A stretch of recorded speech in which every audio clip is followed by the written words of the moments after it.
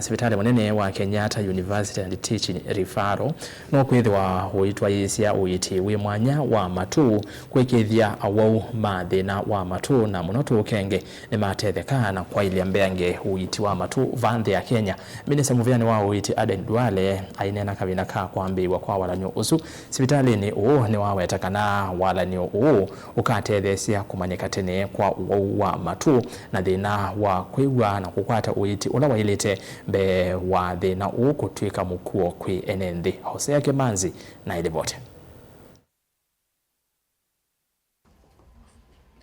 Minista muviani wa uiti Aden Duale ainena kavindani ka kwambiwa kwa walanyo Sivitalini wa Kenyatta University and Teaching Referral nowetakana utalo munene wa nthi va Kenya ni thina wa Matu ila walea kumanyika tene na kukwata uiti. Aiwetakana walanyo ni utethesya makili ma nthi ala mena thina I had the privilege of launching a very important exercise. Important to a section of our society. The ear and the hearing initiatives here at KUTRH. I demonstrate how research, innovation, and strategic partnership, when they come together, they close the long-standing gaps in healthcare delivery. Hearing loss affects more than 1 million Kenyans. And if left undetected, it can have a very lifelong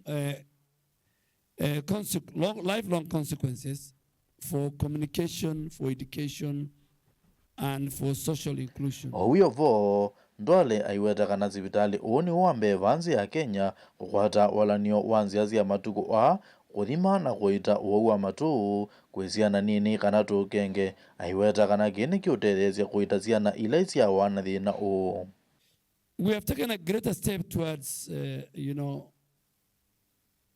creating a generous support for the Hear the World Foundation.